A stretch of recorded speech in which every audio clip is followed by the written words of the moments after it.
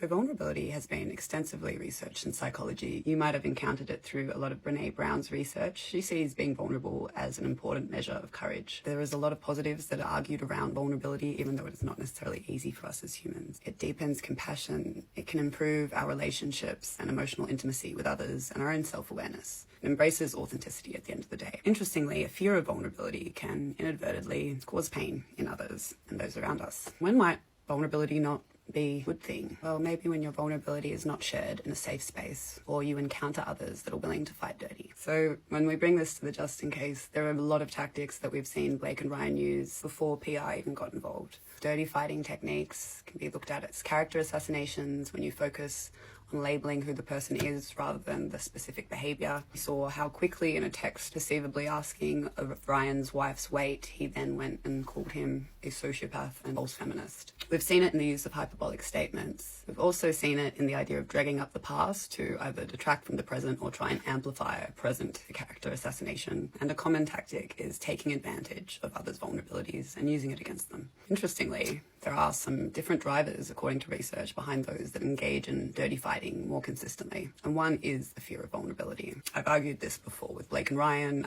just in a lot of baseline ways with them. Ryan struggles to say anything positive about someone, his family member, someone he loves, without them making a joke afterwards. Even their sort of trolling in the past. So one of the most unfair parts, especially for those of us who are observing the evidence and what was said and what was exchanged, is looking at Justin having to defend certain vulnerabilities, many of these being pulled out from old books or TED Talks or podcasts. So I don't care what you say.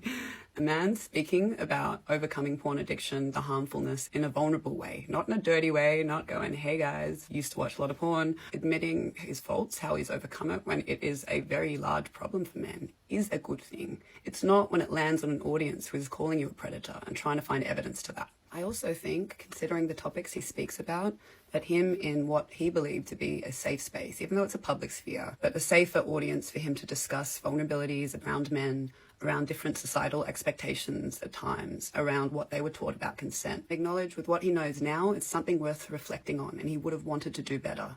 That in itself is a very raw topic, and it's very difficult because I do believe he is not saying he took advantage of people. It is highly nuanced, and I think considering the publicness of this case, a story would have come out, if anything, to that effect, not Leslie's BS, an actual story. I also think observing a lot of his patterns that he's being hard on himself for something that is an important topic, but most men would never even admit, many still do or don't understand.